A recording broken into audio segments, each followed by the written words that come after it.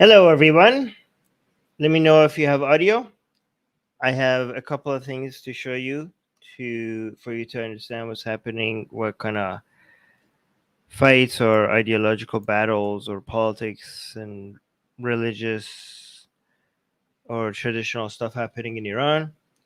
Hi, Susanna was just up here trying to figure out how to fix my hair. She was giving me advice on how to manage this mess, and she realized that it's unmanageable, so she gave up. She was like, do this with it, do that with it. I was like, what's wrong? And I was like, and she was like, okay, never mind.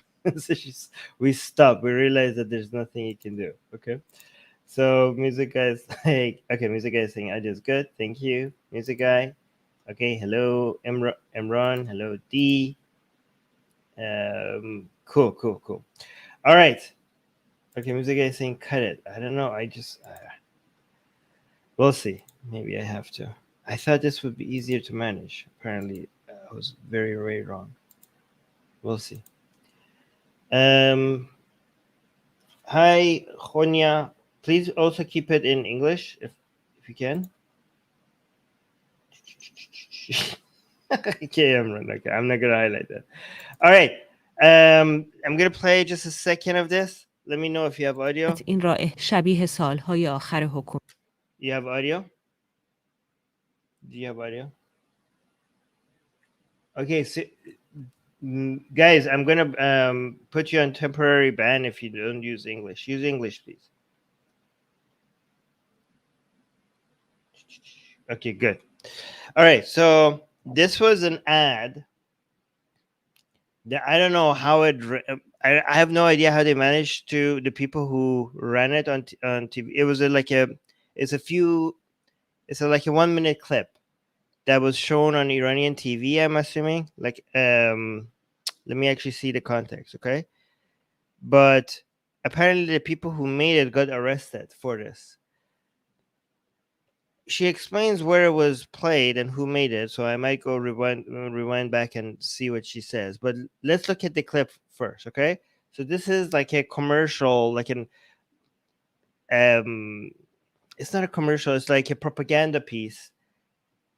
And it was very spicy, okay? Like not something that you would expect to see on Iranian TV. I wish Qasim was here. Is Qasim here? I just want to confirm that what I'm saying is correct, okay?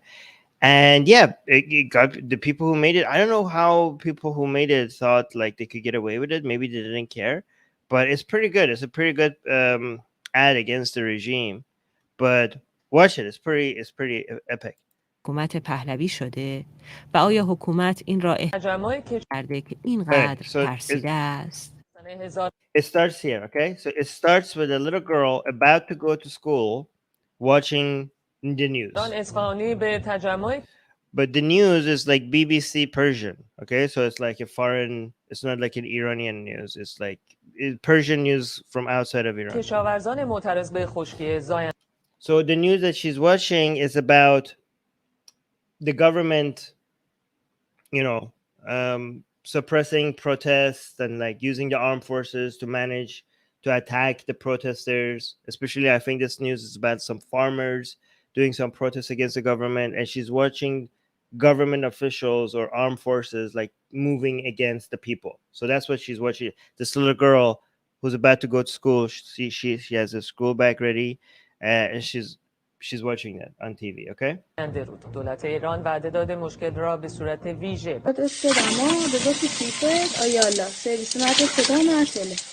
This is mom کجا washing dishes. رفتی نرگس نگاه کون قاضیشم ور نداشته. So the mom is looking for the little girl. She doesn't know where she is. She's like, Nargis. Nargis is the name of the Nargis is the name of the little girl, and she's like, Nargis, where are you? You haven't even eaten your food. You haven't taken your food, and that's the dad. آتش داشت. معترضان میگویند کار نیروهای امنیتی است. This is Iran. Okay, so the news in the background is saying that some the places for the protesters was burnt, and people are saying the armed forces, the security forces, they are responsible for burning it. داشت. معترضان زاینده رودی شب به جای آب آتش نرگس. داشت. معترضان میگویند کار نیروهای امنیتی است. Wait. Hold on. I want to make sure I trust it. زاینده رودی شب به جای آب آتش داشت. Hmm. معترضان میگویند کار نیروهای امنیتی است. I think that's what they said. اینا بذار تو کیسه. So she's like putting her food in her bag, but she's like, the little girl is keep distracted by the news. Like she keeps watching the news, right? Wait, okay, this is not on Iranian TV because never mind. This cannot be on Iranian TV because the woman that has no hijab. So I don't know where this was aired. ادا سرت کو آیالا دیرت شده.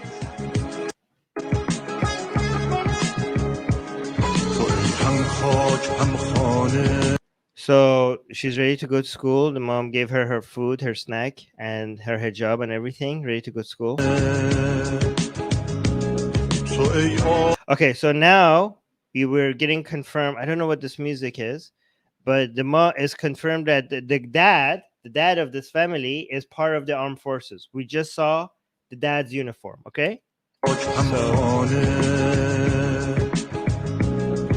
See, the dad is, I think, I don't know what uniform this is. This probably is IRGC. Is this IRGC uniform? Can somebody confirm with me in the live chat? But it is definitely one of the armed forces, okay?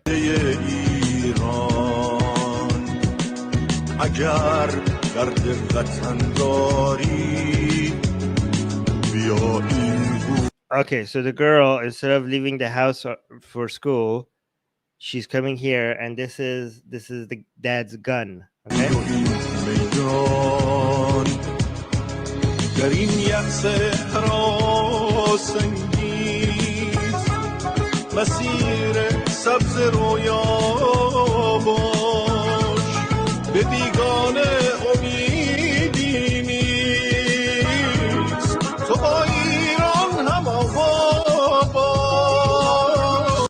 Susanna in the live chat is asking, at what age do girls have to start wearing the hijab in public? Okay, so in public and in school is different, okay? So in public, they have to wear it after age 9, but the school uniform has the hijab.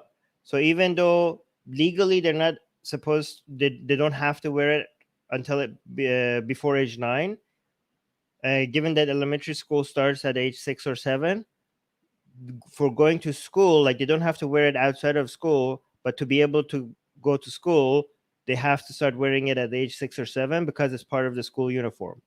And the logic behind that is that we're just getting them into habit so that by age 9 they are used to wearing the hijab. Anyways, the kid is going for the gun.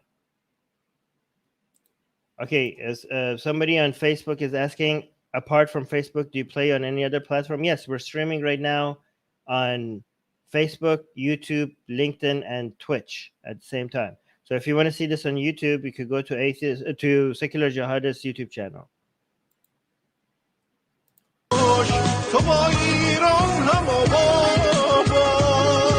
See, this is too pixely. I wish I could see if this was IRGC. This is the dad's hat. I think it's like, I wish I could see what this is.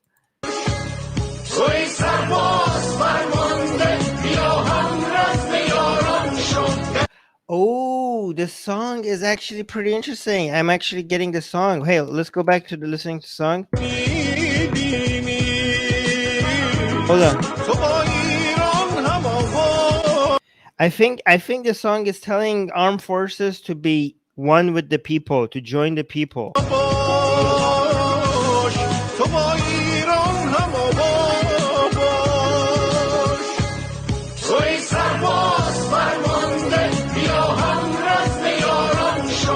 Yes, it's like it's telling the armed forces, like pro-regime forces, to be on the side of the people, to be and come into the same fight on the same side. That's what the song is about. Oh, pretty cool. I didn't know.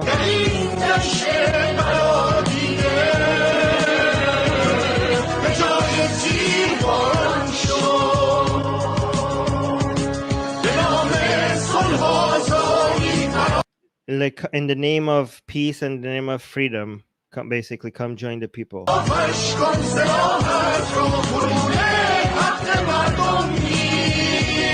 Oh, it's like the song is saying, bullets are not what the people deserve.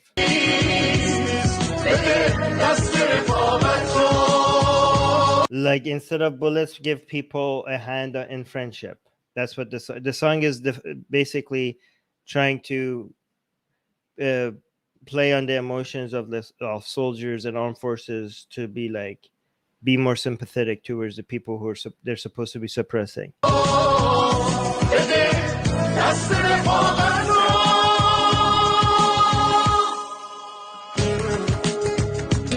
Okay, so the mom took care of her first little kid. Now she's taking care of the bigger kid. So she prepared the uniform of her child. Now she's like, wait, how come the dad has to get out of the house later than the child? That's weird. My dad always got out of the house earlier than the rest of us.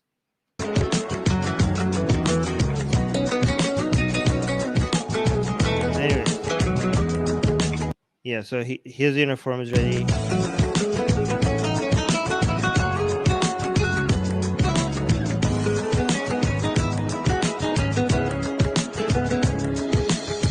Okay. Now he can't find his gun. He can't find his gun. Yes, Susanna in the live chat is saying, this is why you lock up your guns, people. Yeah, exactly. Yeah, actually, I didn't think about that. That's very irresponsible. Like, you have a kid in the house and you just leave your gun on the desk.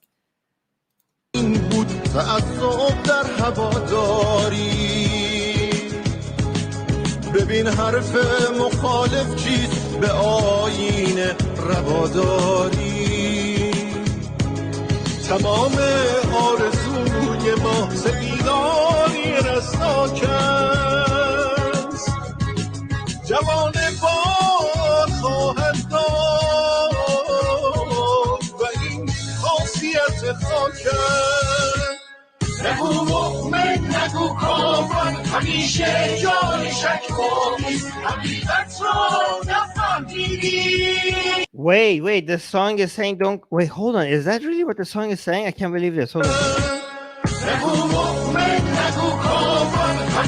Like, I don't know what the first word was. Like, don't call people atheists or kafir or infidels. There's always room for doubt.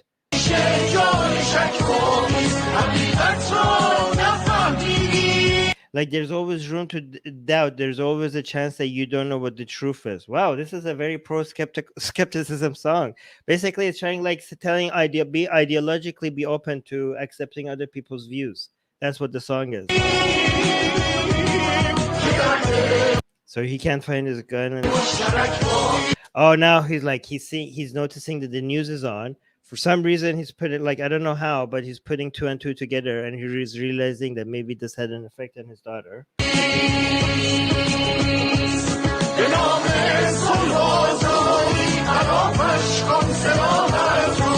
And again, the song is saying, in the name of peace and freedom, put your gun away, or lower your gun, or something like that.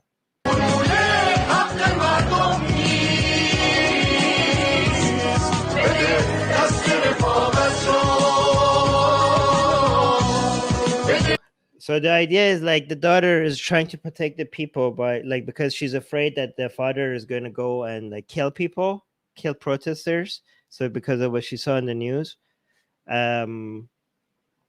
so she decided to basically steal her dad's gun and throw it in the garbage, so she can't kill people. That's the whole point.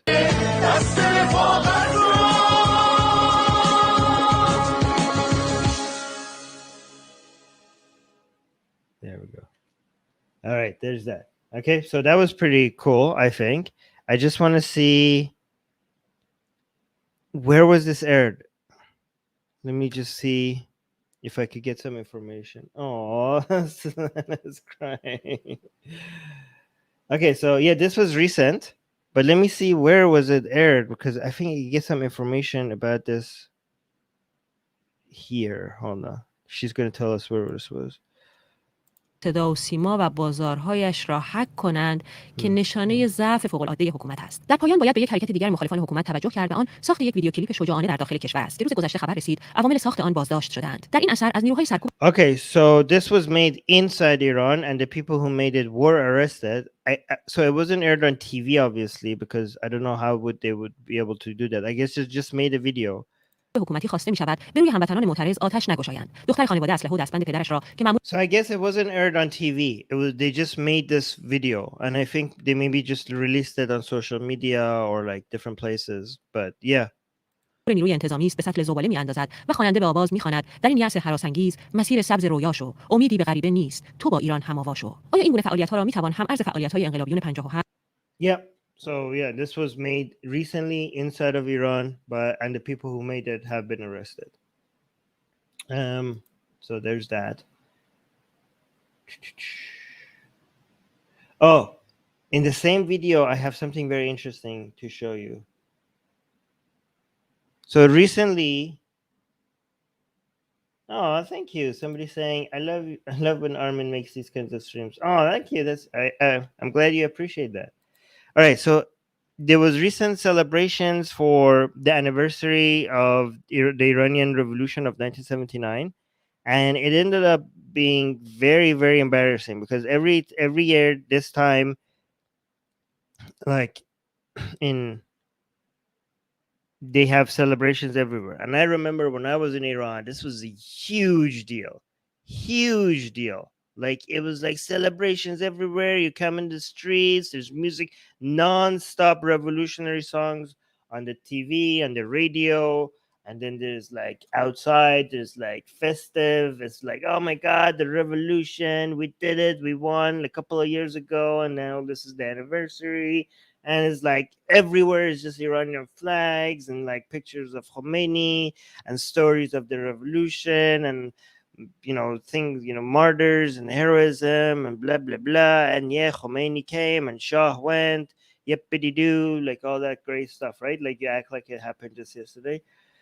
So this year people are not buying it. So this year people are like, no, screw it. This was like the popularity of these ceremonies, they called it Fajr, right? These events have gone down every year, and this year it became very, very embarrassing, right? So look at the scene right over here. 1 second. Right, so oh my God, these are such revolutionary songs. یا مراسمی که بی تماشاگر مانده و پرچم‌ها به جای مردم What was that? از ضرورت‌های انقلاب این نمادین به تزلزل آنکه استوار وانمود می‌شود. این روزها رسانه‌های حکومتی با تمام قوا مشغول گفتن از ضرورت‌های انقلاب 57 دستاوردهای آن و پیروزی نور بر ظلمت هستند، اما همزمان ویدیوهایی منتشر می‌شود از کودکانی که به تصاویر رهبران Look, first of all, before we actually go to the ceremonies, look at this video. These are kids throwing stones at pictures of Khomeini and Khamenei. Look at that. Like even the kids, like look at the environment that these kids are growing up with. Like they must be growing up in environments where people just despise Khomeini and Khamenei.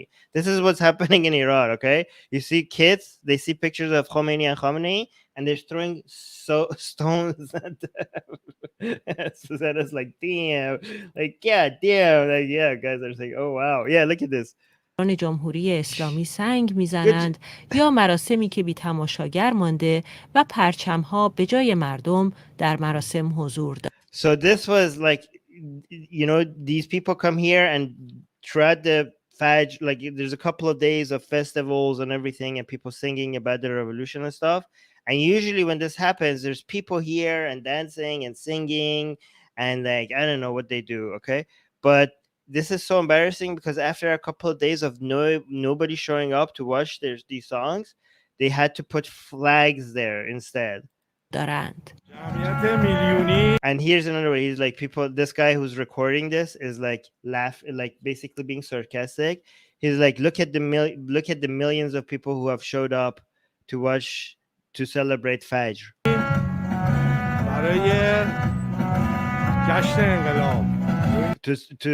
To celebrate the revolution. Like, look at look at the people. Look how many people came. Like, look at, oh my God, look at all these people. He's being sarcastic.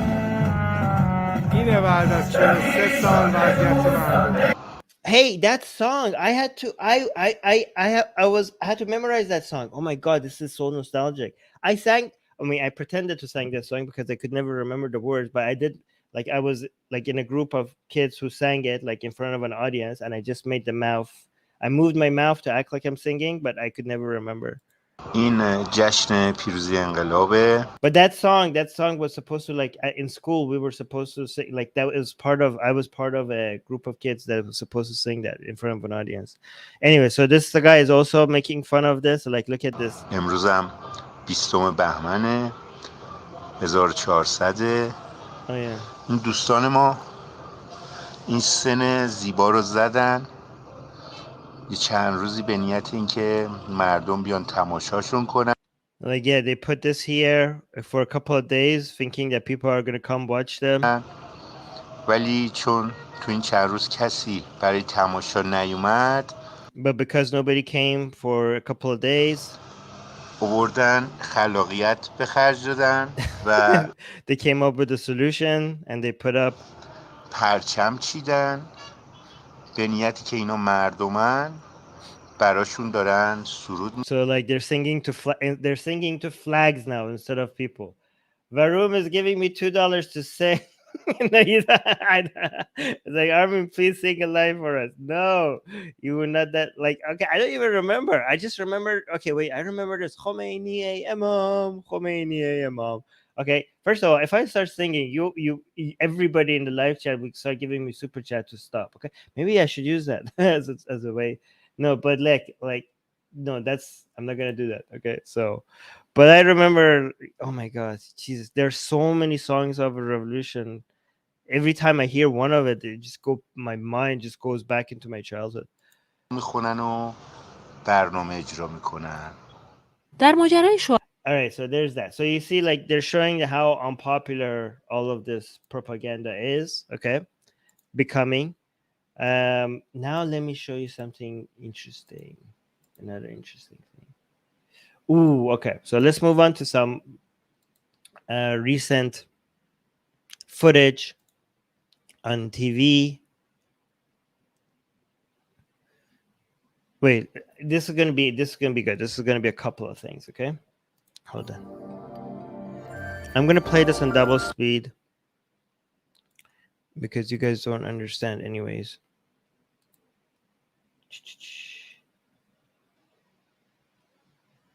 Yeah, this is anything that's extortion. بعد از انقلاب 57 و حتی قبل از آن، انقلابیون به طور گسترده‌ای تاریخ را تحریف کردند و با ارائه روایت‌های دروغین و افسانه‌سازی تلاش. So this is Khomeini, for people who might not know. This is the guy who's responsible for the Islamic Revolution, founder of the Islamic Republic of Iran. کردند برای انتقال قدرت از پهلوی به خود دلایل قابل قبولی بتراشند و چهره روح الله خمینی را هم به اسطوره‌ها نزدیک کنند. گرچه تعداد So here's what's happening in Iran, okay? So, you know, in Islam and in other religions, people keep making up stories just to increase the holiness of religious figures, right? Like, even like when it comes to Jesus, if you just follow the history of ancient Christianity, you could see that Jesus started as a prophet, ended up being a demigod, and then eventually being upgraded full onto God, and his powers like kept on being added. Even if you read the Gospels, you could see the earlier Gospels in Christianity, Jesus was more man-like relative to the later Gospels where he was elevated, right? In Islam, we have a similar thing. The more time passes, the more you're going to add, the more stories you're going to add to holy figures and how important they were and how holy they were and how significant things that the miraculous things that they have done. It keeps piling up, right? But it's interesting because you would think that you would need to wait like a couple of hundred years for these to become extraordinary, right? But you could see like people are alive and they're watching it in real time. That even people like Khomeini, who's not supposed to be any of the like 12 imam or any, it's like he's not a prophet, right? He's just like you can see that some like people can see during their lifetime how somebody like this who's just like a man, his story keeps getting more and more holy, like the miraculous thing that has happened about. Like we have had so many. As a child, I remember being told that he is in direct contact with the Mahdi, right? And the Mahdi, like I remember, I know that there was an early attempt at suggesting that Khomeini is the Mahdi himself, but but they abandoned that project, right?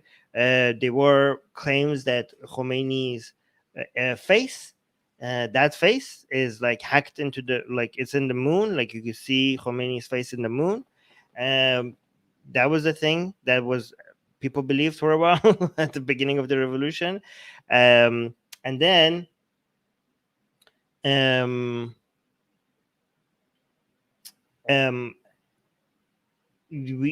we have this. Now we have this. So we got a super chat. Varun is saying, I bet this fellow claims himself to be a Sayyid. Well, you don't have to bet. You can see it by the color of his imamah or turban, as you guys say, that he is a Sayyid, right? So you could tell by the color of by the colors of the mullah's turban. The ones that are white, they're not Sayyid, and the ones that are black, they're Sayyid. So given that his turban is black, that means he is a Sayyid. All right, so let's see what the recent attempts at elevating him to, I don't know, to something holy or miraculous. Let's watch what happened. این روایت‌ها و اقراق‌های به کار برده در آنها از شمار افزون است، اما روز گذشته یکی از عظیم‌ترین این جریات از زبان Okay, so this is like a day, like this is this month, okay? This is like early this is just like, actually, yeah, this is like around 20 days ago, okay? So this is like very recent, okay? So watch the claim that is being made here, okay? This is on Iranian TV, I think. Yeah, this is on TV. حافظ ویژه روح الله خمینی شنیده شد. این ویدیو برای اولین Whoa, okay, this is pretty بار cool. افزون است، اما روز گذشته یکی از عظیم‌ترین این جریات از زبان محافظ ویژه روح الله خمینی شنیده شد. این ویدیو برای اولین بار با نام معجزه بی‌نظیر امام در کانال آپارات مسجد حضرت ولیعصر منتشر شده و در آن اقراق‌های به کار برده در آنها از شمار افزون است، اما روز گذشته یکی از عظیم‌ترین این جریات از زبان محافظ ویژه روح الله خمینی شنیده شد. این محافظ ویژه, is this like a I think this guy was like a special security for Khomeini.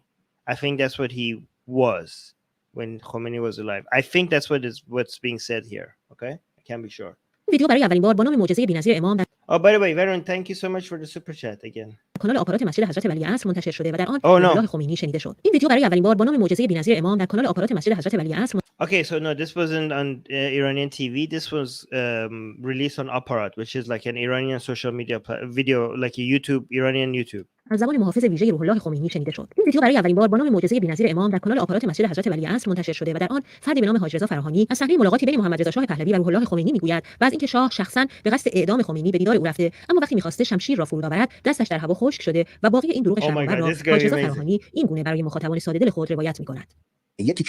Okay, so he's telling us, this guy, okay, he's telling us a story about when the Shah, okay, the Shah, which is the king from the Pahlavi dynasty, for people who don't know, the people who are the king who was in charge before the revolution, before the 1979 Islamic revolution, right? So he's supposed to be the bad guy, and Khomeini is supposed to be the good guy, right? Khomeini was like the person who basically came and he had supposedly destroyed like the Pahlavi dynasty, the evil regime, and then Islam came and everything is like now good and fantastic and rosy.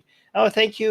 Thank you for the super sticker. Okay, I can't see. Hold on, I forgot to bring up the channel on my phone.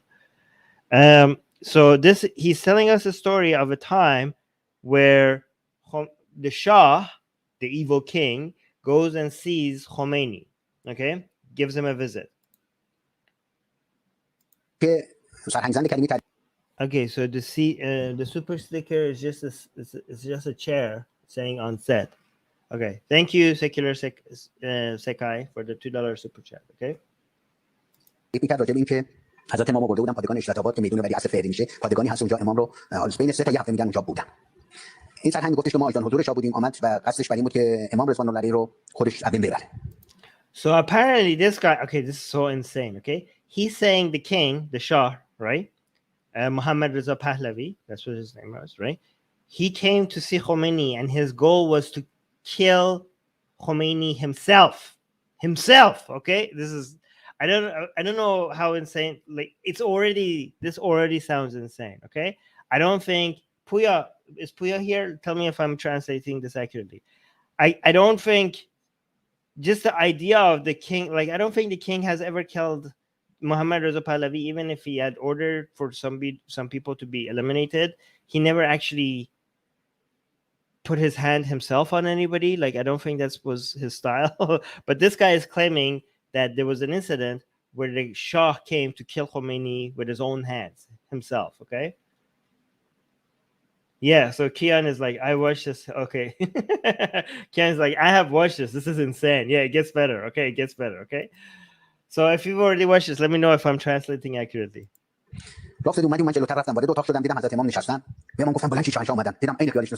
All right, so I don't know if he's talking about himself or someone else. Like, I came, so I told Khomeini that, get up, we have to go.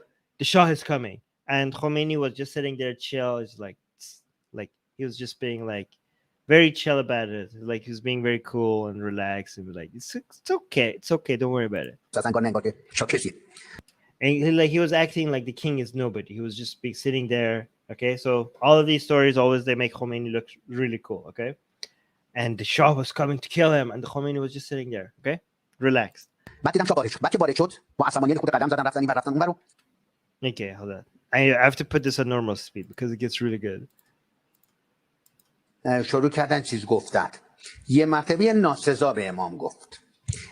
the king came into the room where Khomeini was, and he was just walking left and like across the room, like back and forward, and he was like just like talking, like he was angry, he was speaking in a bad tone, and then he swore at Khomeini.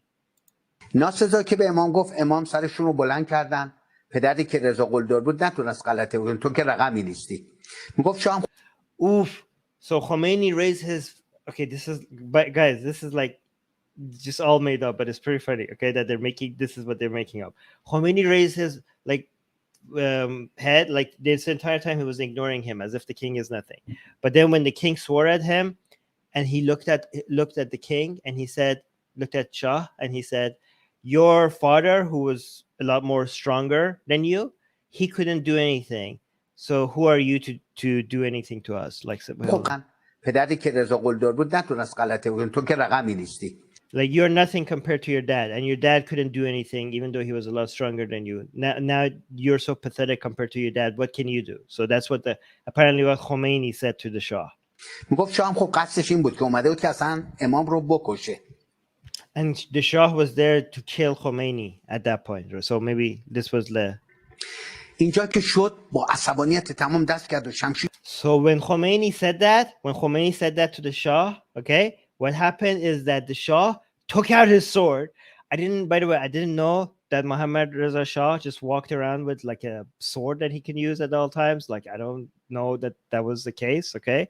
But apparently that's what is happening here. I didn't know the Shah killed with people with his own hand with his sword, like Muhammad Reza Shah. Like, this is insane, okay? So yeah, so apparently Muhammad Reza Shah took out his sword at that moment to kill Khomeini, okay?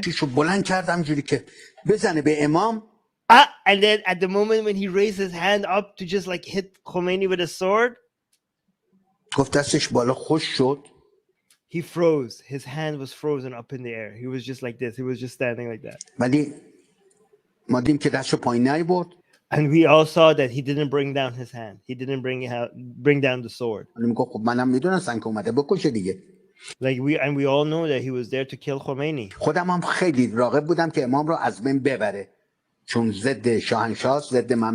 Oh, so he's like, I think he's telling the story of someone else who said all of this. So like that person said, like, I was really hoping that he bring down the sword. Like somebody else at that point who was on Shah's side and against Khomeini was saying like, oh yeah, I was looking forward to him killing Khomeini. Like at that point we didn't know who Khomeini is, so we were like in favor of the Shah killing Khomeini. So he's like telling the story. He's like, he's saying somebody else told him the story, okay? And then his hand was frozen, and I saw him like just turn, just like his hand, it was just, he kept it up and he just turned. And he just went to his jeep. He went back to his car, and the entire time his hand was just like with his sword was just up in the air. تا پای جیپ که رفت دستش بالا بود. پای جیپ که رسید و دستش افتاد. And then when he reached his car, his hand fell down. و گفت برید. And then he told everybody, let's go, we have to go. Like he was scared. عجله. گفت ما خب تبعیت از ایشون آمدیم سوارشون رفتیم. And we all left. We all like got on the car and left. زمانی که رفتیم به کاخ رسیدیم سوال کرد یکی از And then when we reached the king's palace, we asked the king, مسئولین که قربان شما رفته بودید که کار تمام کنید. you went there to end the job and kill Khomeini, so why didn't you do it? ایتولا خمینی رو بکشید. گفت مگر ندیدید البته. And the king asked him, well, didn't you see what happened? کلمه زشتی به کار میبره با اونا گفته بود احمقا مگر ندید. And he told them, like, you idiots, didn't you see what happened? که من دستمو که بالا بردم که بزنم دستم خوش شد. When I raised my hand to kill Khomeini, my hand froze. So why are you asking me this question, basically? و بعدش اون مقابل من که پشت سر آیت الله خمینی بود 11 تا سید با شمشیرهای برنه به طرف من حمله ور شدن. And when I raised my hand to kill him, my hand froze. And from behind Khomeini, I saw 11 Sayyids with swords attacking me. Okay? So apparently, I don't know, maybe they're angels or something. Like, درنگ کرده بودم 11 تا سید منو تکه پاره میکردن. بعد if we didn't run away at that point, these 11 Sayyids would have torn me into pieces with their swords. از اون گذشته اژدهایی بود. And then behind that there was a dragon.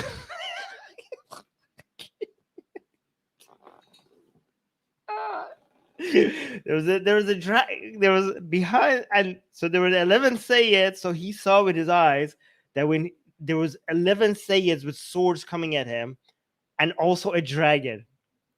Okay, a dragon. Oh, we're getting another $2 super chat. Thank you so much, Varum, saying this is the same parts as how hadith came about. Yeah, exactly. Actually, I think they make that point.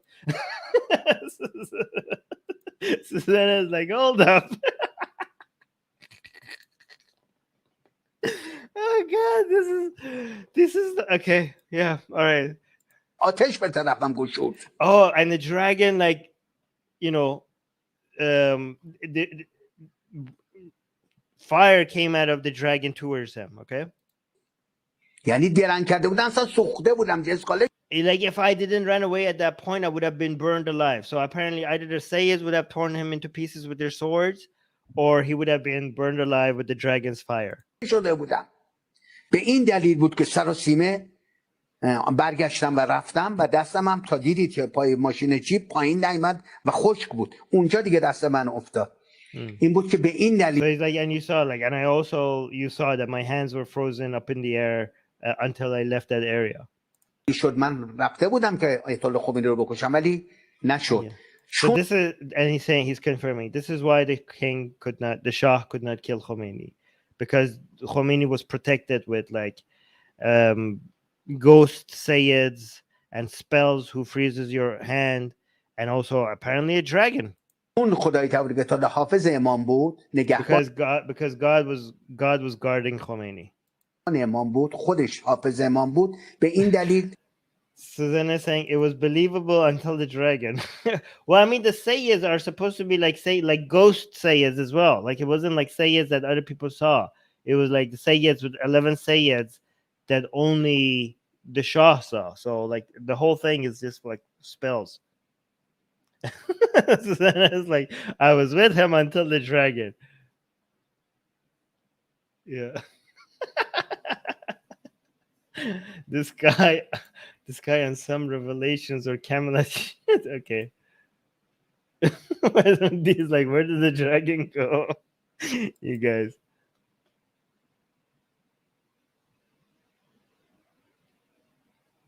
حالا من نمیدونم حالا چون طاغوتیا به نظرشون میاد چی میشه که اونجا توفیق نصیبشون نمیشن امام رو از بین ببرن و امام زنده موندن و ادامه دادن و بعد که دیگه سال گذشت تا انقلاب به ثمر رسید و شاه رو سرنگون کرد و So he's saying this is why we had the revolution, because God protected Khomeini from this attack.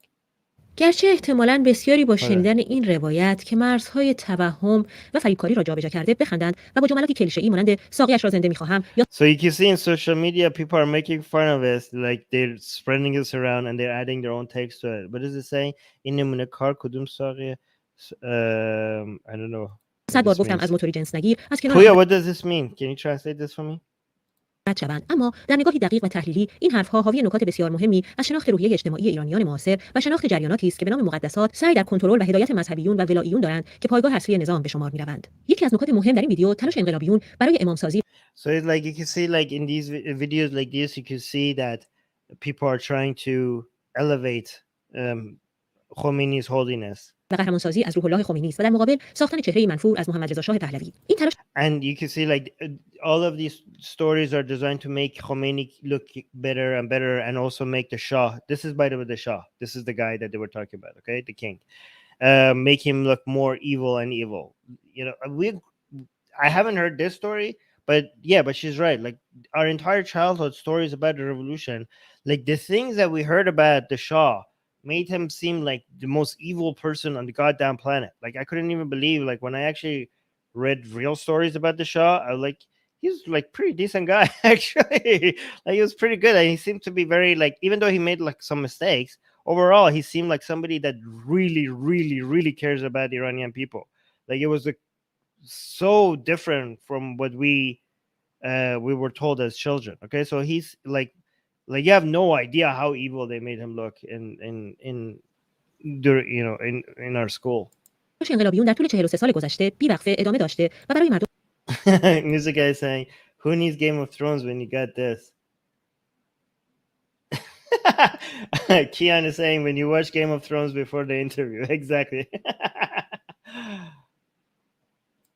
Oh, okay. So, okay, wait. So this, okay, Puya is translating this. People are saying, who's his drug dealer? They're asking for the same drugs that he's having. So the Persian social media, they're making fun of it by asking to put like, this is some good shit, like put us in touch with whoever is providing his drugs. So okay, so that's the joke.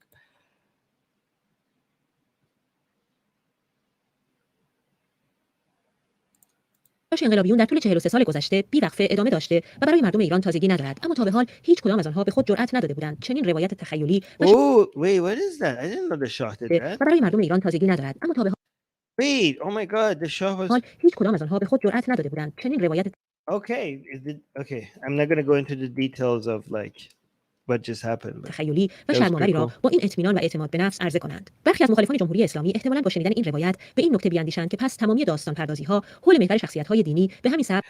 Okay, so this is the key part. She's saying that a lot of people might think watching stuff like this, okay, seeing how easy it is to make stories, miraculous stories about people that lived during their lives, might come up with the conclusion that maybe all the stories about other religious figures like Muhammad or I don't know, Jesus or Moses or the 12 imams, maybe they were made in the same way, right? Like we're seeing how the process, we're seeing how the sausage is made in the sausage factory. We're seeing the process.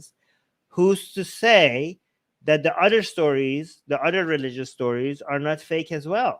So that's what she's saying, which is very interesting. Like آغاز و در طول زمان پروبال داده شده تا امروز به بخشی از اعتقادات‌ها حول محور شخصیت‌های دینی به همین سبک آغاز و در like other religious طول زمان پروبال داده شده like stories that were originally started with some and then eventually they exaggerated it more and more and more, and that's how we got a lot of the religious stories that we have today.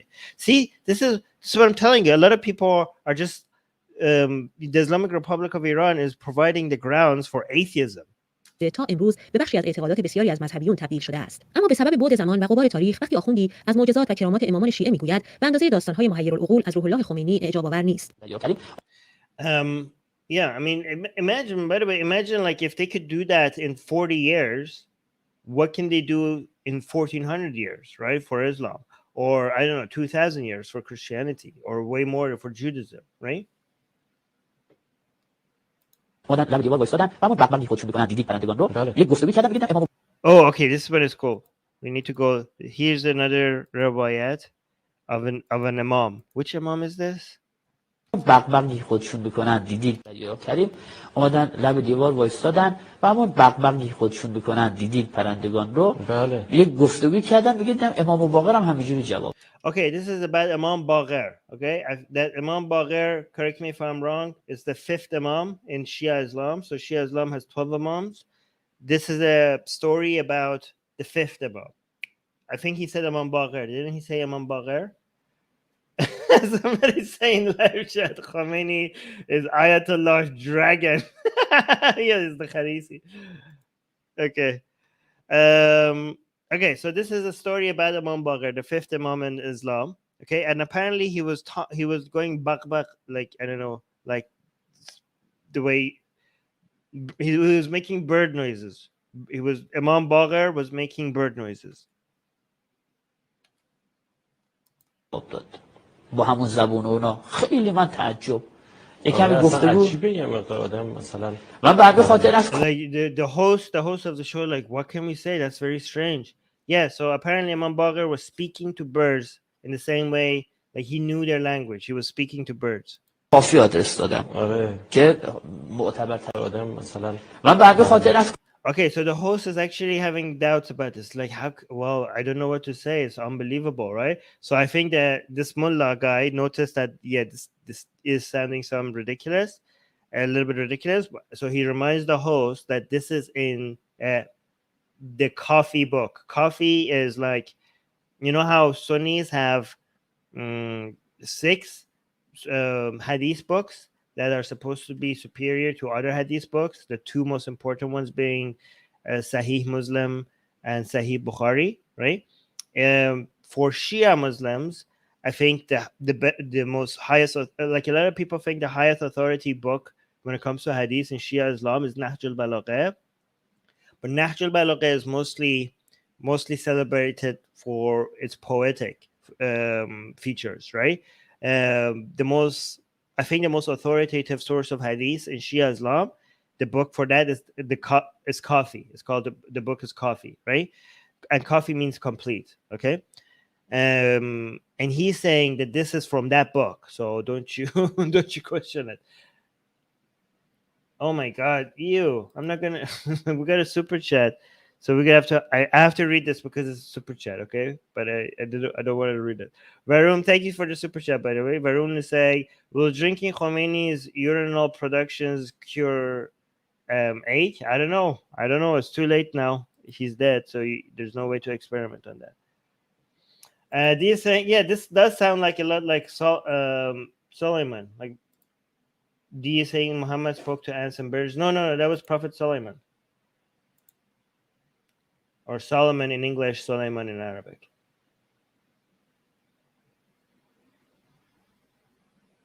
Yeah. کافی آدرس دادم که معتبرترین کتاب روایی ماست. Oh yeah, he's confirming this. Like, so the host was having doubts, and he was like, this is like the highest authority source of hadith for us, so it's there, so shut the fuck up. So basically, don't you dare question it. با این پرنده های امام باقر علیه السلام صحبت کردم 2 پرنده پرواز کردن رفتن ما همینجوری. Okay, so the riwayat, the saying in this book talks about Imam Bagher talking to 2 birds, going bak bak bak bak bak bak to the birds, and the 2 birds flew away. Okay. By the way, I think Sunnis will have a huge problem with this because this is an imam doing something that I think prophets are supposed to do. I don't think like this is like Shias attributing feature, like even with Khomeini. I think a lot of the Sunnis would hate what Shias are talking about Khomeini or even these imams, okay? Because these are miracles, and imams or mullahs are not supposed to be miracle workers. Only prophets supposed to be able to do miracles, according to Sunnis, right? So a lot of Sunnis will look at this and they would hate this. What they would think like this is shirk, or this is attributing prophet like a status to imams that the imams don't deserve. Like, because even okay, here's how miracles are supposed to work according to people who are understand Islam or very like or closer to what or the original Islam is supposed to teach. Okay, I mean I agree with the Sunnis on this part, right? If you do miracles,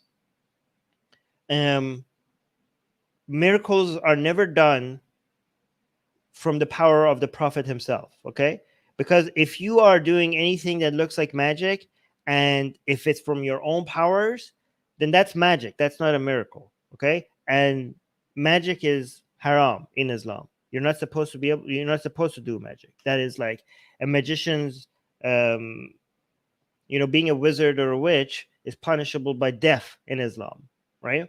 We were told or not by death, by one strike of a sword. One strike of a sword, and if the strike of a sword kills you, well, that was your punishment. But if you survive the one strike of a sword, then you get to live, right? But you get one strike of a sword if you're a witch or a wizard, right? So when prophets do magic, it's not magic, but when they do miracles, okay, it's Allah doing the miracles through them. So it's technically it's not Muhammad that is doing the miracle. Like when Moses, like when he throws his cane on the ground and it turns into snake, it's not Moses doing that, it's Allah doing that. It's just Moses is just the way in which Allah is choosing to show his miracles to other people as a way to show people that this is my prophet. Okay, so when you claim that any of these imams are talking to birds like Prophet Solomon did, or like Imam Khomeini, I don't know, that some had dragons protecting him, or like what you're doing is that you're making them in direct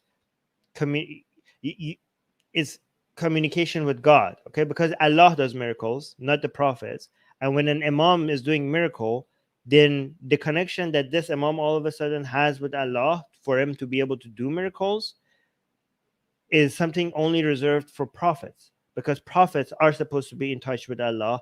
Imams or khalifas or whoever comes after are just there to do to keep this, protect Islam or do whatever they're supposed to do, and from whatever human capacities that they have, right? So you can't. This is too much for Sunnis for you to be able to claim that. I mean, if an imam is doing miracle, then why are you even calling it an imam? Like, if an imam is doing miracles, is that not a prophet?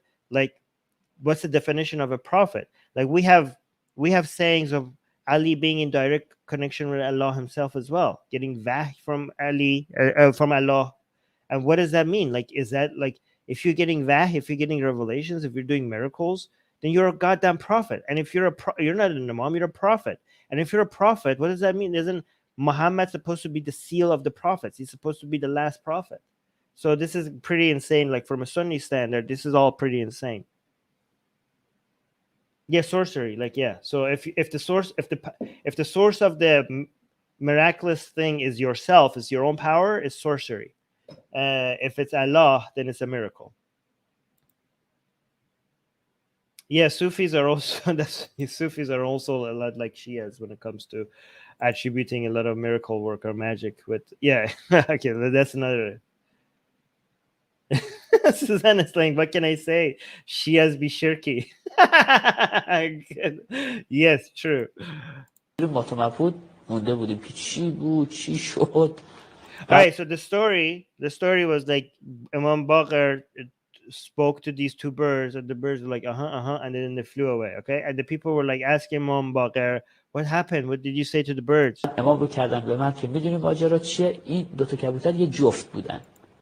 Okay, so the Imam Baqir, once those two birds left, Imam Baqir explained to people who saw that these two birds that I just talked to, they're a couple. Okay, they were together, right? Okay, and he's like meaning that they're husband and wife. Okay, so he's like confirming that they were not boyfriend and girlfriend. Okay, they were not committing adultery. Okay, this was like a halal relationship between these two birds. They were married. Okay, these two birds were husband and wife. در نبود این کبوتر نر، وقتی نبود توی لونه و حالا مثلا جای دوردست رفته بود، وقتی برگشت به کبوتر ماده شک برده بود. Oh, okay, that's very interesting. That makes a lot of sense. Okay, so he's saying when the husband bird had went away and then came back to their nest, the husband bird was skeptical of the wife's loyalty. Like the husband bird suspected that maybe the wife bird had cheated on him.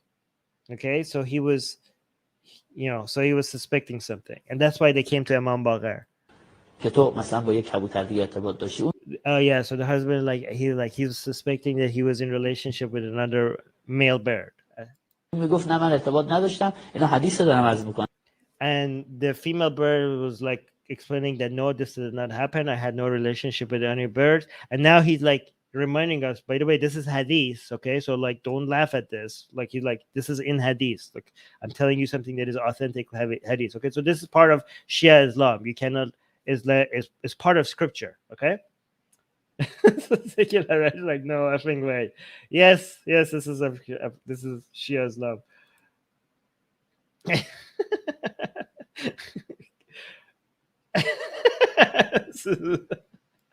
Okay. So then I say, are they going to stone the wifey bird? Well, we'll see. Okay, let's continue with the story. Okay, so he's reminding us that this is part of scripture. مردم حدیث تو کافی اومده. Like people, this is in Hadith Coffee. Okay, so this is scripture. This is like you can't deny this story. بعد کبوتر نر قبول نمی‌کرد، کبوتر ماده بهش گفت اگه بریم امام باقر.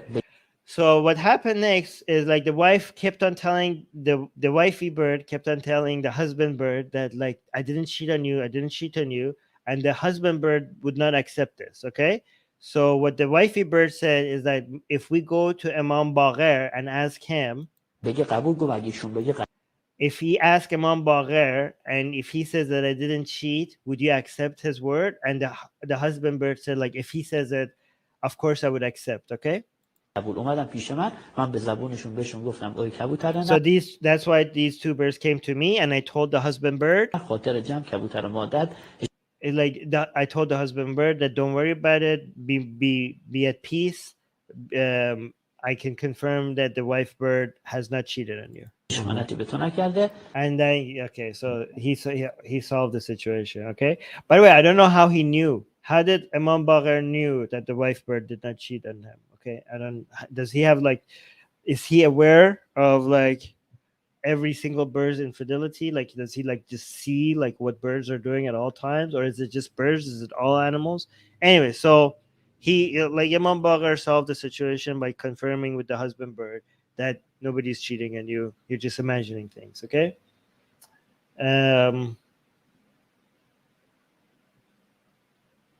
Yeah.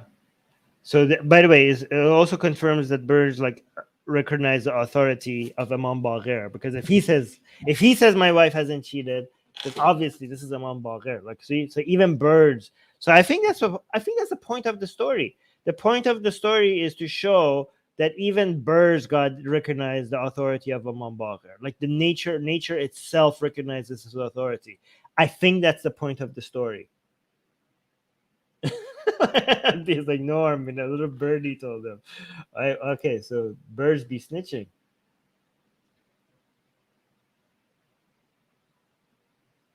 Yeah, okay.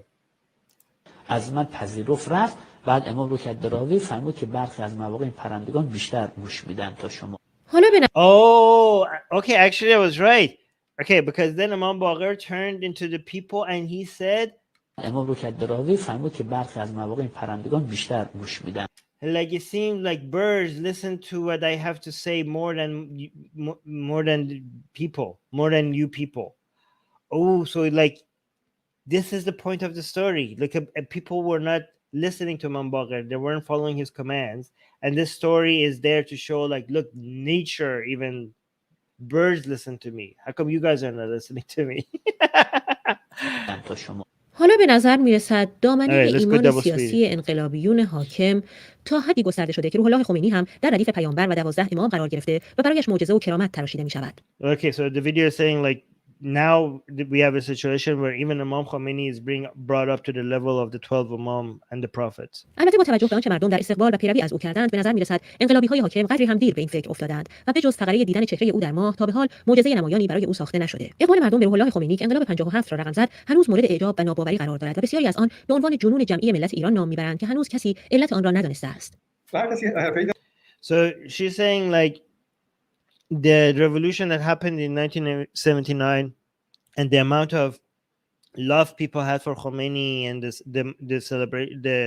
the way they accepted him seems like a mass delusion that even people today are trying to figure out what happened and how that happened. Okay. متخصص کاری ایشون واخونده مثل ایشون متخصص تعمیقن، یعنی باورهایی رو القا کردن که خب بابایی‌ها خیلی تفاوت داشت. مثلا وقتی ایشون گفتن عدالت، برداشت مردم این بود که برای مساوات همه مردم با مساوات رفتار می‌کنن. در حالی که برای ایشون Yeah, when Khomeini came out and said like we were going to bring justice, people were like happy. People were like, yes, we need more justice. But Khomeini's version of justice was different from what people expected that he means by justice. عدالت رفتار مساوی با انسان مساوی، رفتار نامساوی با انسان نامساوی بود. در دید ایشون زن و مرد مساوی. Like when Khomeini was talking about justice, he was talking about treating people who are equal as equal and people who are not equal as unequal. So that's his version of justice. For example, in his view, women are not the same level are not equal to men. So justice would require them to be treated differently. Or Shia or Sunni are not equal. Or Shias who are supporting Khomeini are not the same as Shias who don't support Khomeini. So justice, again, his version of justice is that you treat people equally, but people who are equal, you would treat them equally. If you're not equal, you would not be treated equally. تمام این تقسیم بندی تو ذهنشون بود، خودشون نمیاد به مردم بگن شما مساوی نیستید، مثلا شما حساب نمی‌کنن. بعدا اومدن گفتن like he didn't say any of these things when he was doing the revolution. We figured all of this out later. But I think he's wrong because people didn't bother to go read his books, because if you actually read his books, you would know that that's what he meant by justice. But people didn't bother reading his books. Oh, that's what he's saying. Like he lived in a completely different world. People didn't bother reading his books. من هموطنای خودم واقعا باور نمی‌کردم. کوچه و خیابان کشور من می‌رفتم با زنای خوش‌پوش صحبت می‌کردم. گفتم اینا رو نوشته ایشون. رضا شربت داد. Like he himself before the revolution went to people and he told like he said like he was talking to women who were like modern women, modern dressing women, and he told them like this is what he wrote in his book about women. He was trying to let people know, like people who were supporting Khomeini, he was trying to bring them like, why are you supporting this guy? Do you know what this guy's beliefs are? Look, these are all the people who were supporting. These are the people who were doing the revolution. This is like before, like when Khomeini was coming and people were celebrating his arrival.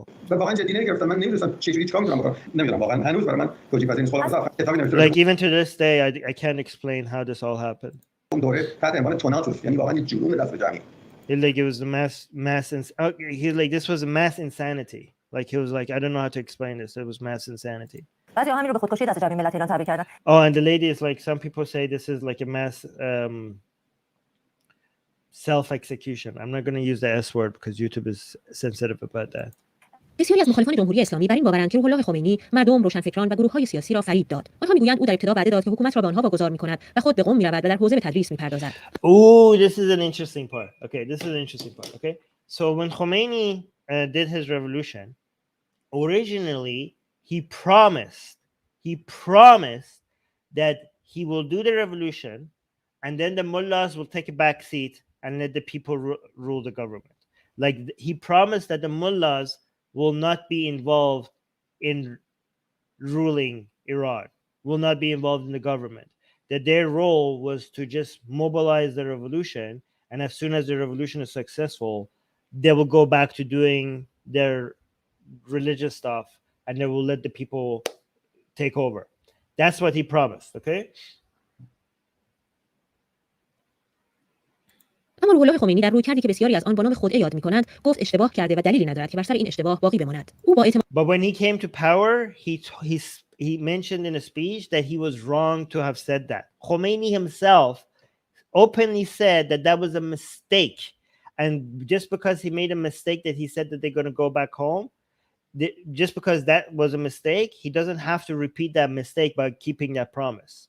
So he openly said, when I promised you this promise was a mistake, and I'm not going to make a second mistake, and we're going to stay in power. به نفس هراس‌انگیزی گفت نظر دیگران برایش هیچ اهمیتی ندارد. من از اول Okay, so this is not an allegation. Okay, this is a recording of Khomeini's voice. Okay, this is directly what he said. Let's translate. Let me put it on normal speed. که در این مسائل بودیم و کم کم آثار پیروزی داشت پیدا می شد در مصاحبه هایی که کردم like early, during the revolution, when it started seeming like we're going to be winning and that we're having victories, in some of the interviews that I had, I'm assuming he's talking about the interviews that he had with Western journalists in Paris when he was in Paris, right? با کسانی که از خارج آمدند حتی در نجف. Oh, no, not just in Paris, even before his life in, so it's like even in Najaf, right? So remember when Khomeini was on exile, when he was forced to leave Iran, first he was in Najaf, Iraq, and then eventually he was in Paris, right? So he's saying even in Najaf. So he was talking to reporters, Western reporters in Paris and in Najaf, and he said to them, و در پاریس. Oh, and in Paris. So in Najaf and in Paris. چه در حرفایی که خودم زدم این کلمه را گفتم. And I said these in my interviews with the reporters, with the journalists. شغلشون یک شغل بالاتر از این مسائل اجرایی است. He told their journalists that the job of mullahs, right, of religious folk, is superior to government work, is above doing these having this executive role. Like, this is like being involved in government and managing the government is beneath us. So we would not ever rule over a country. That's not our role. He said that's what I said to them. و اگر چنانچه اسلام پیروز بشد روحانی And if one day Islam is victorious, by Islam being victorious, he means that if the Islamic Revolution of 1979, if it became successful, so he was saying this before it became successful. میرن سراغ شغلهای خودشون. And if the Islam is victorious, the Rohaniyun, the mullahs, will go back to their normal job. لکن وقتی که ما آمدیم و وارد در معرکه شدیم However, when we came into the field, when we got involved in all of this activity, دیدیم که اگر روحانیون را بگیم همه برید سراغ مسجدتون. We saw that when we became victorious, when the revolution was successful, we saw that if we tell all the mullahs to go back to their mosques, این کشور به حلقوم امریکا یا شوروی میره. This country will be swallowed by the United States or the Soviet Union. So we saw that we couldn't just leave and go back to our mosques. علیه چیزی نیست که آقایون به ما بگن شما اون روز اونجوری گفتید. راسته ما اون روز خیال میکردیم که در این قشرهای تحصیل کرده و متدین و صاحب افکار افرادی هستند که بتوانند این مملکت را به اونجوری که خدا میخواد ببرند. We made a mistake at that time when we said that, because we assumed that among the educated elites, the religious elites, the thinkers, right? Among these people, there are who would be able to manage this country in the way that Allah would want, in the way that God would want, right? He said like, we assumed that there would be people we could find that could manage the country in accordance with the wishes of God. But apparently we were wrong. Like some of them were also not that bad. Some of them were good, but unfortunately, their decisions were different from what we wanted. Okay? So apparently, if you disagree with this guy, you disagree with God.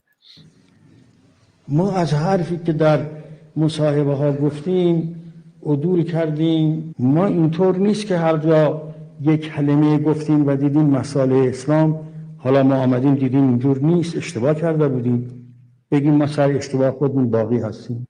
He's like, we're not the kind of people who, if we make a mistake and say something by mistake, we're not the kind of people that would just be stubborn and stick by our mistake and just continue to do that. Like, we will admit that we made a mistake and we adjust accordingly. So he's basically giving an excuse for why they stayed in power, and they basically by the way, it has nothing to do with the fact that that there's people in power enjoy remaining on power. It has nothing to do with that. Okay, it has all to do with the fact that he saw that this is not going to be the way of God. Okay, so we have to make sure things are the way of God, and that's why we stay in power.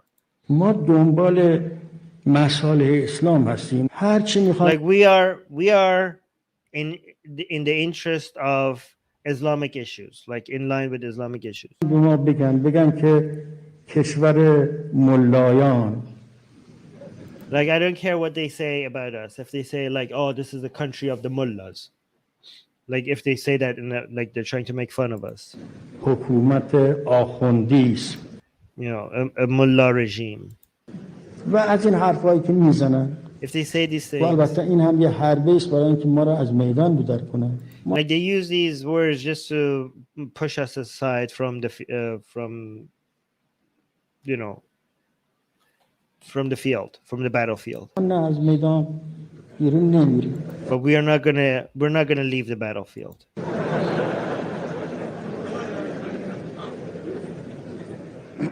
همونطور که ملاحظه می شود این اعتماد به نفس حیرت انگیز از سر و دست شکستن مردمی مذهبی می آمد که عکس او را در ماه می دیدند و به او لقب امام دادند. اما حالا like this is he said like all of this, the lady who's talking saying you can see that they got all this confidence because of all these people who said that you could see Khomeini's image in the moon, and from the people who gave him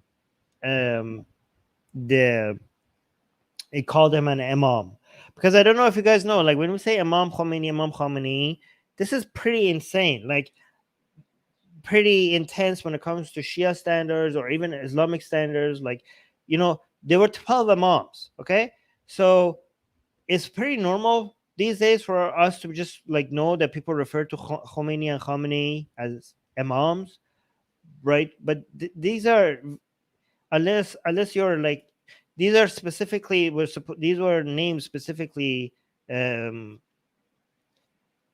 was supposed. These are titles that were supposed to be used for the 12 imams. So like after 1200 years of not using these as titles for anybody other than the 12 imams, all of a sudden two people show up and we're calling them, one of them Imam Khomeini and Imam Khamenei. Like it's such a major like she's saying this was such a major confidence boost for them that made them dare do stuff like this. By the way, I know we also call the prayer leader in the imam as well, but that's a different title, okay? But the official title that you're giving to Khomeini and Khamenei as imam basically elevates them to the level of the 12 imams, some would say. بسیاری از آن مردم میگویند اشتباه کردند و در خیابان شعار مرگ بر مرجع مردم فریب سر میدهند.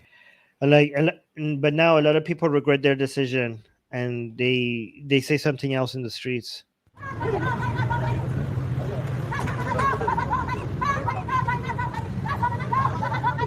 People are like, wait, wow, what? اشتباه کردند و در خیابان شعار مرگ بر مرجع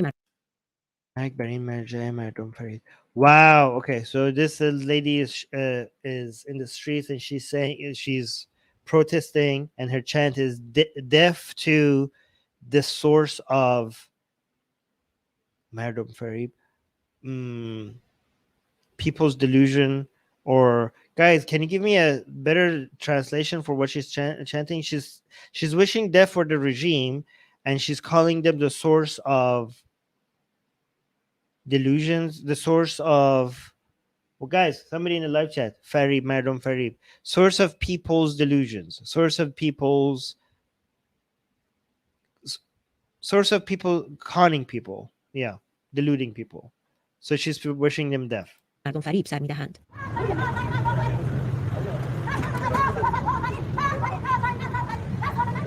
Okay, and apparently the cops show up to arrest her. هرچند که حاج رضا فراهانی و یارانش تلاش دارند چهره روح الله خمینی را با ساختن دروغ‌های باور نکردنی و خجالت‌آور ترمیم کنند، اما مردانی که زمانی به او ایمان داشتند حالا به مادران خود توصیه می‌کنند حتی دیگر به مسجد هم نروند. شما درباره این بازی بزرگ تاریخ با جان و قلب و زندگی میلیون‌ها ایرانی ساده دل و مؤمن چه فکر می‌کنید؟ نامه‌ای به مادرم. Okay, so this is pretty epic, okay? This is a poetry, and even though I suck at translating poetry, yeah, Puya, I think it's a play on words. When she's saying marja, it's a marja, she's referring to marja taqlid, but she's changing marja taqlid to marja mardom farib, right? So she's saying instead of them being a source of, being a source for people using them as a role model, she's like, no, you're the source of delusions. You're a source of scams and cons. That's what the source you are. So I think she was using the marja. She was being very poetic, like she was switching the marja with being a marja of something else, because marja means like source, I think, right? Yeah, I know marja means like the top mullahs, but I think she was like marja means source. Marja taqlid means a source of emulation, a source as a role model, right? But if she's saying marja mardom farib, she was just switching that up. So she was referring to them while also calling them the source of cons. Yeah, marja, you're saying marja means reference. Marja means reference as in a source. Like marja means like marja. Yeah, source, reference. Source and reference is like, yeah, I call it a source because, like, you know how in an article you see like where's the reference, where's the source? That's the same thing. Anyways, this is so music guy is saying brave woman. Okay, that was brave. But now look at this guy. Okay, this guy is in jail, I think. Is he? مادر. امر تاریخ با جان مسجد هم نروند. مادران خود توصیه، اما مردانی که زمانی به او ایمان داشتند حالا به مادران خود توصیه دل. مادر. Yeah. Okay, so I think this guy is in jail, and from jail he sent his mom. He wrote a poetry. Okay, he wrote a poem directed at his mom. Okay, I suck at translating poetry, but I think this poetry was so epic that it deserves to be translated. Okay, I need to make an attempt at translating it. Okay, so bear with me. Puya, help me out here if I make any mistakes, and Kian as well. But this is pretty brave because they have him and he's like saying words like this, like he's on record of sending out this poetry. Okay, so this is pretty intense. Okay, this is pretty brave. So let's see what he's saying in this poetry to his mom. And the title of the poetry, oh yeah, he's a political prisoner. So his name is Abdul Rasul Murtazavi. He's currently a political prisoner in Iran. And this is the poem that came out of prison to his mom. And the title of the poem is A Letter to My Mom. And the mom, don't put your foot in a mosque. Okay, so the title saying, mom, don't put your foot inside, don't go into a mosque, don't go to the mosque, basically, don't go to the mosque. Okay, so let's see what the poem says. Like, mom, don't go to a mosque. He's saying, I know that you look for God inside the mosque. So that you could be a good person, so you could be like one of the people of heaven. So you could move away from the stresses, so that you could separate yourself from the stresses of the world. But wait, mom.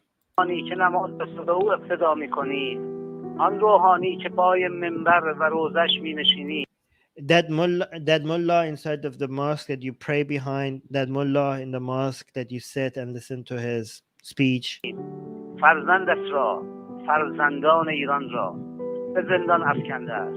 That mullah inside the mosque has sent your son to to prison and has sent has sent your child to prison and has sent the children of Iran to prison. چه فرقی می‌کند با حمایت از حاکم مستبد یا با سکوت در مقابل جفاکاری او؟ Either by supporting the dictatorial ruler like Khamenei, or by saying nothing. Basically, all of these mullahs, basically, they support the authority of the people who put us in jail.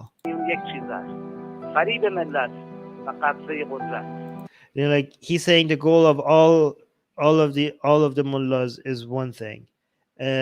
All religious authorities is one thing, is to delude people and to steal power away from them, to maintain power. مادر، آخوندها اگر جاهل نباشند فقیه‌اند. Like, mom, the mullahs, if they're not idiots, if they're not stupid, then they are evil. They're malicious. So basically, it's either because they're stupid or they're malicious.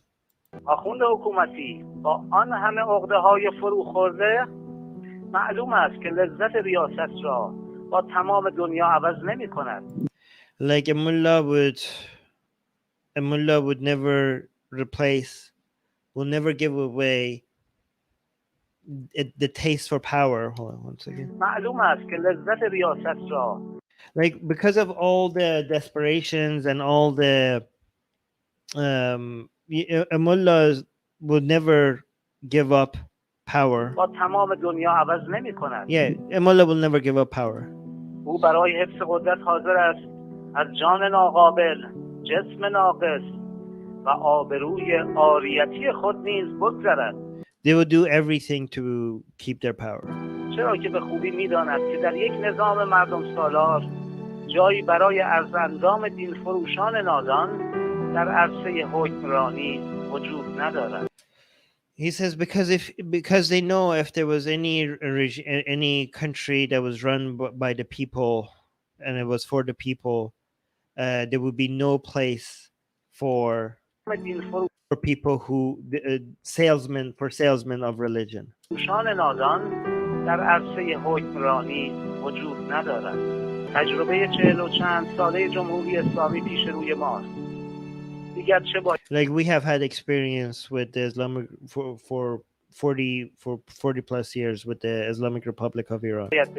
تا این فرقه تبهکار و بیشرم را از خود برانیم. Like what else has to happen for us to get rid of such people with no shame? و به حجره‌هایشان بازشان گردانیم. اینها جز پاشیدنیم. و به حجره‌هایشان بازشان گردانیم. And send them back where they came from. اینها جز پاشیدن بذر دشمنی در میان ما، به فقر کشانیدن ما. Like these people do nothing but make enemies of us of each other, like turn us into enemies of each other and bring poverty upon us. به زندان افکندن ما. And send us to jail. و قتل ما در زمین و آسمان چه کردند؟ And murder us on both in both land and sky. I mean he's talking about taking away both worldly things and spiritual things away from us. I think that's what he means. مادر تو را به خدا به مسجد پا مگذار. Like he's saying, my mother, for the love of God, do not step inside a mosque. عبدالرسول مرتضوی 8 بهمن ماه 1400 زندان رجایی شهر. Okay, and he said he signed the poet by his name. He said his name, the date, and the location, which is in this prison right here. This is where he is. This is where he is when he was recording his poetry. This is a prison, Rajai Shah prison. ممنون از اینکه تا All right, that was that. Yeah, that's pretty intense. Like when you're already in jail and you put out, like you send out a recording like that. I don't know. That's pretty, like, I think most people when they're in jail, they want to be on their best behavior, not to make things worse for themselves. Yeah. By the way, guys, like I did not do that poem justice. Like you guys are saying it's powerful. I wish you could I wish you could understand it in Persian, because that was a pretty pretty it was pretty intense the way, like, if you guys could speak Persian, it was pretty nice, beautiful. Wow, really? Brother Ben is saying the famous prison of torture. Really? That's it. That's what that prison is known for. Whoa, we got a super chat from our own CEO, Susanna. Thank you so much. $5 super chat. Susanna saying, what is your impression of how the generations that were adults during the revolution think about what has become of the country nowadays? Well, what we see is like a lot of protests. Okay, so a lot of protests were the people who did the revolution. If I see a video of a chant like this, I will show it to you guys, right? People saying like, say, Ma ishtebah kardim, like we made a mistake, like people regretting the revolution, saying that we made this. And I see a lot of people from the previous generation with a lot of videos coming out and asking for our generation's forgiveness, right? Because they are basically, my parents' generation was the parent generation that is responsible for the revolution, and our generation is a generation that is like paying for that. They say, well, not me specifically, but my generation in Iran, right? And there's a lot of videos of people from my parents' generation begging for forgiveness for what they did to the country, and for what they like, we didn't know what we do. You're paying the price for our mistake, right? So there's a lot of that. And there's a lot of chants, so like you see a lot of protests, like Ma ishtebah. What's the second part of the chant? This first part of the chant is like Ma ishtebah kardim. I don't know what the second part is, but the first part means like we made a mistake. Yeah.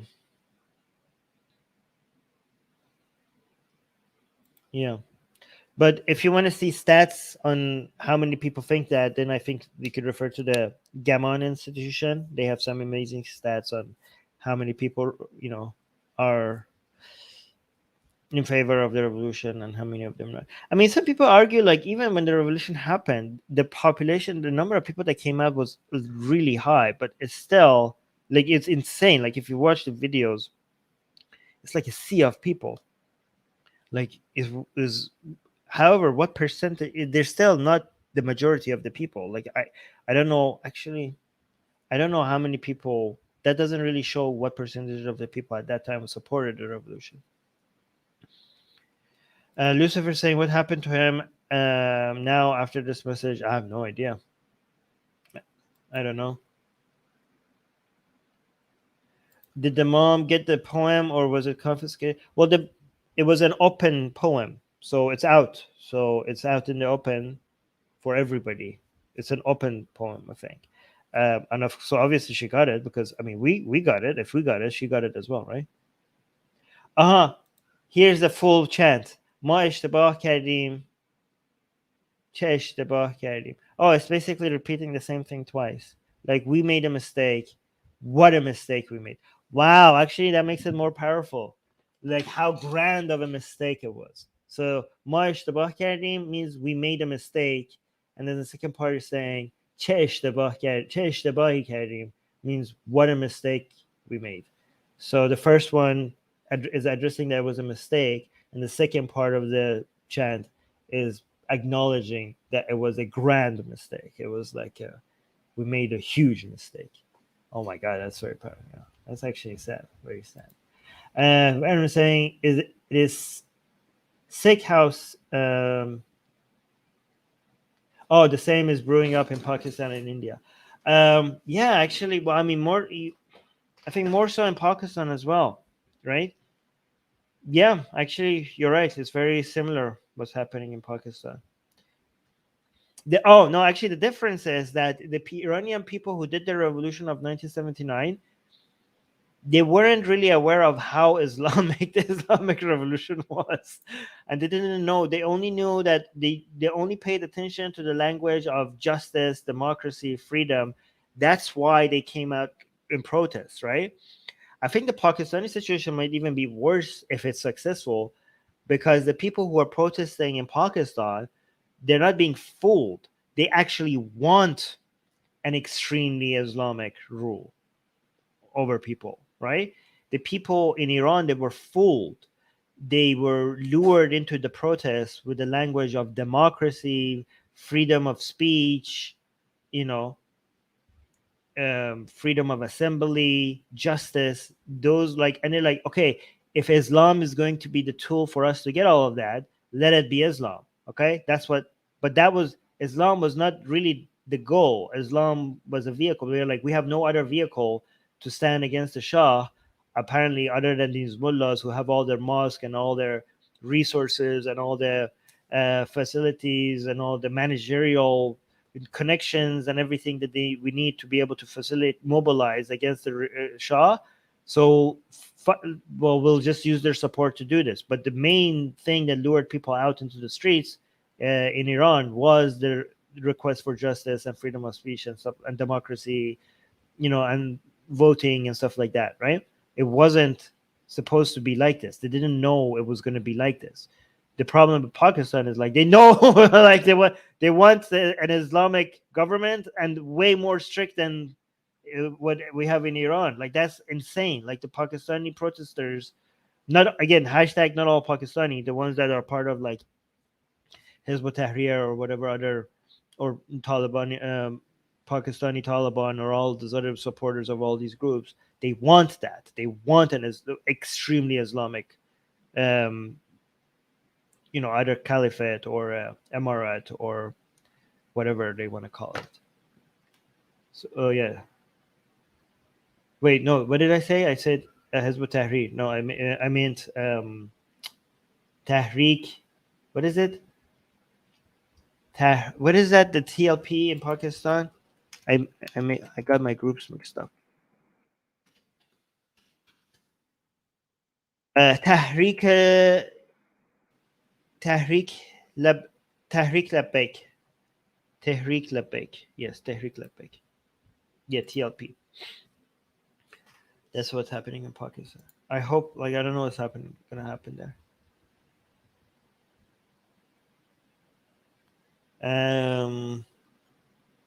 Yeah, Lucifer, I don't know. Lucifer saying, say how many percentage will it take to determine for it to break?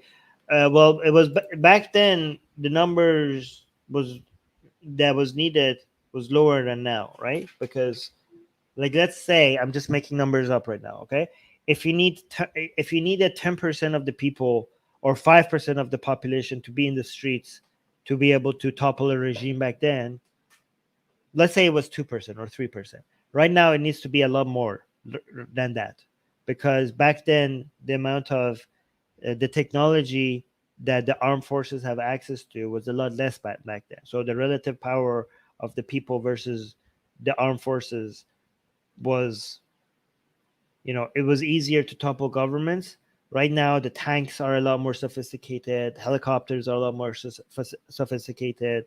The guns are a lot more sophisticated. So being able to suppress people with a lower percentage of support is easier than it's back then. So whatever numbers of people you need in the streets to be able to topple the government, I think the percentage is now more than it was before, right? So unfortunately, that's the thing. Anyways, oh yeah, there we go. Somebody is Tahrik Labbaik, Tahrik Labbaik, Pakistan. Tahrik Labbaik. Am I saying it right? I know I'm not using the vowels correctly. Just TLP. Tahrik. Yeah. Anyways, I'm gonna head out now. Thank you guys. Let me know if this was good. Please like the video. Please like the video. It really encourages YouTube to help us grow the channel. And also, once the stream is over, please head over to the comment section and leave a comment. That also boosts the algorithm and help us grow the channel. And please share the stream, share this video, and share the channel with as many people as it's possible in a safe way. Don't risk it. Lucifer saying, yes, what you're saying is right. Well, of course. Everything I say is right. No, I'm just kidding. Secular Jihadists saying, great stream, Armin. Thank you. Anyways, I'm going to head out. Thank you, guys. And yeah, make sure you don't leave without liking. Bye. Oh, thank you, music guy. These come with a little bit of a delay. But thank you. Bye.